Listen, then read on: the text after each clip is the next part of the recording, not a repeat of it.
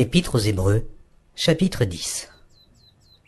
En effet, la loi qui possède une ombre des biens à venir et non l'exacte représentation des choses ne peut jamais, par les mêmes sacrifices qu'on offre perpétuellement chaque année, amener les assistants à la perfection.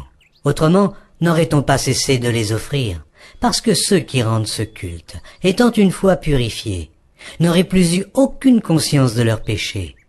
Mais le souvenir des péchés est renouvelé chaque année par ces sacrifices, car il est impossible que le sang des taureaux et des boucs ôte les péchés. C'est pourquoi Christ, entrant dans le monde, dit « Tu n'as voulu ni sacrifice, ni offrande, mais tu m'as formé un corps. Tu n'as agréé ni holocauste, ni sacrifice pour le péché. » Alors j'ai dit « Voici, je viens. » Dans le rouleau du livre, il est question de moi, pour faire, ô Dieu, ta volonté.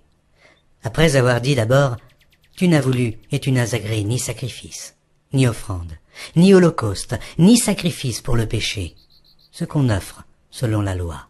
Il dit ensuite, voici, je viens pour faire ta volonté. Il abolit ainsi la première chose pour établir la seconde. C'est en vertu de cette volonté que nous sommes sanctifiés par l'offrande du corps de Jésus-Christ une fois pour toutes. Et tandis que tout sacrificateur fait chaque jour le service et offre souvent les mêmes sacrifices qui ne peuvent jamais ôter les péchés, lui, après avoir offert un seul sacrifice pour les péchés, s'est assis pour toujours à la droite de Dieu, attendant désormais que ses ennemis soient devenus son marchepied. Car par une seule offrande, il a amené à la perfection pour toujours ceux qui sont sanctifiés. C'est ce que le Saint-Esprit nous atteste aussi, car, après avoir dit « Voici l'alliance que je ferai avec eux, après ces jours-là, dit le Seigneur, je mettrai mes lois dans leur cœur, et je les écrirai dans leur esprit. » Il ajoute « Et je ne me souviendrai plus de leurs péchés ni de leur iniquité. » Or, là où il y a pardon des péchés, il n'y a plus d'offrande pour le péché.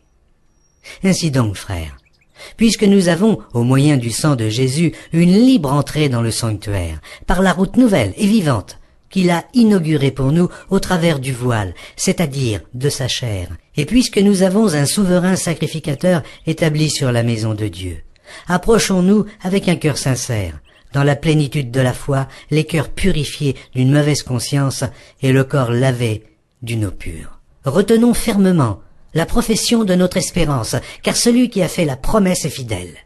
Veillons les uns sur les autres, pour nous exciter à la charité et aux bonnes œuvres. N'abandonnons pas notre assemblée, comme c'est la coutume de quelques-uns. Mais exhortons-nous réciproquement, et cela d'autant plus que vous voyez s'approcher le jour. Car si nous péchons volontairement, après avoir reçu la connaissance de la vérité, il ne reste plus de sacrifice pour les péchés, mais une attente terrible du jugement et l'ardeur d'un feu qui dévorera les rebelles. Celui qui a violé la loi de Moïse meurt sans miséricorde, sur la déposition de 2 ou 3 témoins.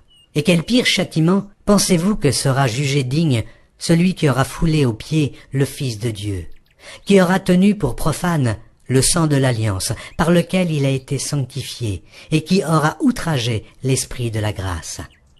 Car nous connaissons celui qui a dit « À moi la vengeance, à moi la rétribution. » Et encore, le Seigneur jugera son peuple. C'est une chose terrible que de tomber entre les mains du Dieu vivant. Souvenez-vous de ces premiers jours où, après avoir été éclairés, vous avez soutenu un grand combat au milieu des souffrances.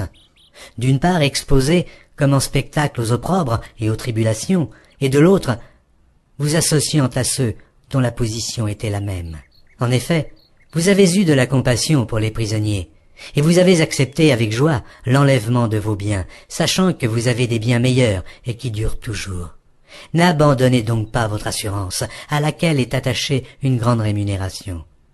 Car vous avez besoin de persévérance, afin qu'après avoir accompli la volonté de Dieu, vous obteniez ce qui vous est promis. Encore un peu de temps. Celui qui doit venir viendra, et il ne tardera pas. Et mon juste vivra par la foi, mais, s'il se retire, mon âme ne prend pas plaisir en lui. Nous ne sommes pas de ceux qui se retirent pour se perdre, mais de ceux qui ont la foi pour sauver leur âme.